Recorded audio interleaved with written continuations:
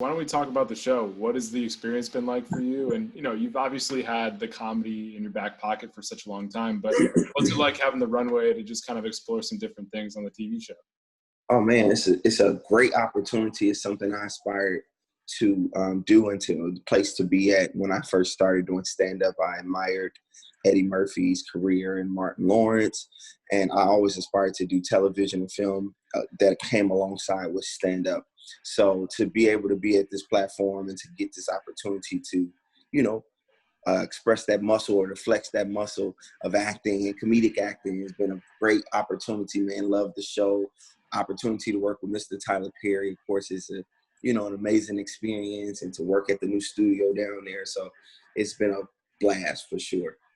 I've heard some great stories recently about Tyler and the new spot. Just like he's always there, like he never stops working. So for you personally, like what stands out the most about working with somebody as gifted and incredible as him? Definitely, it's his work ethic. That to me stands out more than anything else. Obviously, he's Tyler Perry and what he's built.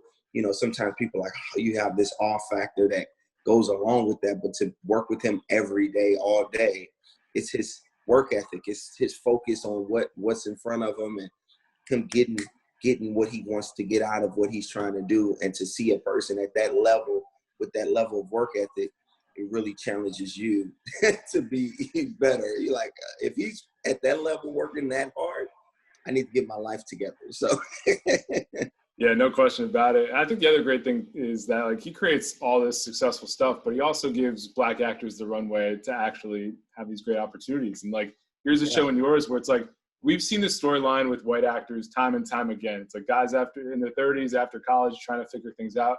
What does it mean to you to have the space as a Black actor for a storyline that always hasn't been shared necessarily?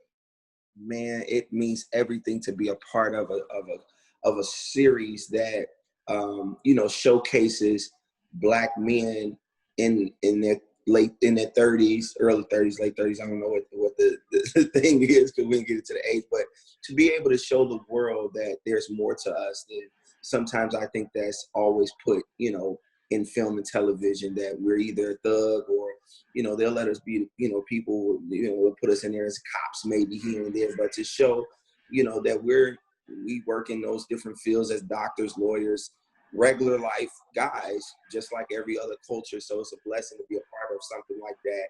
That kind of puts that on, notice in the world, so that we hopefully can change the narrative that, you put a color in a specific space and that's all that matters, that we're all human. We all have these, things that we all share alike. And something as simple as 30s, finding your way in life, that works in every culture and creed, no matter how, what color you are. And it's good to see African Americans being able to showcase that on television. It's such a simple thing, but like even emotional depth in characters, because like you said, we've just seen, a certain type of character on TV shows and movies. It's like, no, actually Black actors and Black characters, there's a lot more than just what's on the surface there. So I think that's another great part of the show. So what's it like for you guys to unpack some really more important issues and just kind of show the emotional depth of the characters on the show? Thank you for that question, because I really think that as a man first and then a Black man second, that you get to show emotional sides, because men are we so one track, you don't get to see us cry. You don't get to see our emotional sides as it relates to our significant other or that we've lost love. You often see the narrative of a woman, her heart being broken. You don't get to see that other side of the coin very often on television. So to be able to see Mr. Perry write that, you get to see this man's perspective of the challenges he's going through, the man that, just trying to find his way. Sometimes it's to see that side of the coin, I think, is really dope. And to see that we really feel and that we do really love and we do really care, and we just are still finding our way. And sometimes it's not that the man is just that bad of a guy.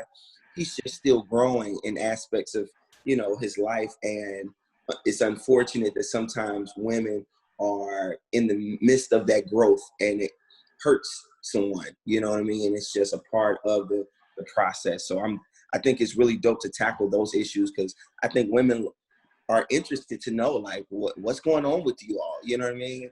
Are men dogs? Are they just these creatures that's after one thing and don't have a desire for anything else? And I think that it touches on those things. And for men to just communicate with other men and with women, just to express themselves and not keep it in like a previous generation, like actually have real conversations. That stuff goes a long way, not only for the people on the show, but for all the men watching the show as well. That's huge. Yes. Yes, I think that's exactly true. And I'm just grateful that we get to see that side and we see the camaraderie amongst men. And I mean, like men that like, cause sometimes I think in real life, we're in our profession. Like we may be got that going, but there's other elements that we're still trying to put together. And that's what this show shows. Like you see some people in their profession, you look up to them, oh my God, they got it all together. But it's in another area, they still struggling. You may see somebody else, they got the relationship part down, but they're struggling and trying to get the other aspect. So it just kind of shows those different components because my character is obviously trying to get it all together in every component on the show. Well, speaking of professions, when you think about comedians, they're the ones that are always spilling things out and really open and honest, but doesn't necessarily mean they have it all together. So for you with comedy, what's it been like to have that runway and just to grow things out over the past few years for you personally?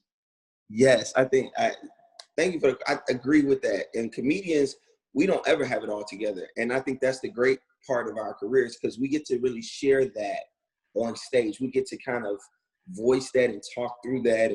And on my stand-up special that was released not too long ago, I talk about those different journeys and tackling real subjects that I was still going through. You know, I talk about being homophobic at one time, the journey of that, you know what I mean? And I talk about going out the country to Dubai and seeing my idea of Muslim and the beliefs and how they look and the perception I may have had and getting them to actually be in a country where it's like, oh, it's not like that at all. And these things that you kind of navigate in life and you kind of, that journey, I'm grateful that as a comedian, I get to share that on stage and hopefully enlighten someone else's perspective that might not get the experience that I had to meet that person or to go that place, to see that maybe their perspective of these individuals are different. I think that really holds true in America, especially in this climate and what's going on in the world that, you know, we sometimes have a perspective and an idea of what things are, but that's just not what it is. And if we take the time to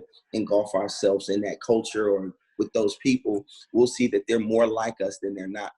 You know what I mean? That's really well said. And even just the evolution of comedy specials, like when you were growing up watching Eddie Murphy, like he was trying to make people laugh one way. Now your comedy special is re-examining your life and your beliefs and what's going on around you. Like it's dope that you had the opportunity to do that and that you were willing to be vulnerable enough to open up the trunk and be like, hey, this is me. This is where I've struggled. And I think people really resonate with that. So what was the coolest part of doing the special? Thank you, man. Looking at specials, like I think in my preparation to do my debut special, I wanted it to be that. And I loved Eddie Murphy and I loved Martin Lawrence special, but I studied Richard Pryor's special. I studied George Carlin. I studied Bill Cosby. I know all what's going on. He's still a great stand-up.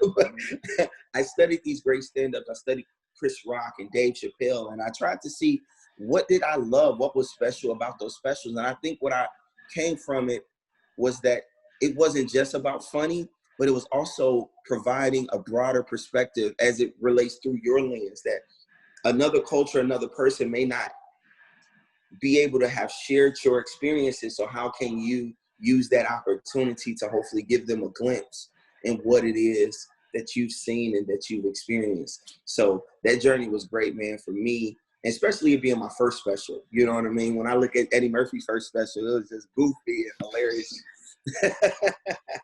And, you know, obviously he did his stand-up special early on in life. He was in his early 20s. I was in my late 20s. So, man, it was just a great journey, man. And just honestly, that's a perfect place to leave it. Barry, thanks so much for hanging out, man. Be well, and we'll talk to you down the road, all right? Thank you, man. Thanks for having me on. Appreciate you.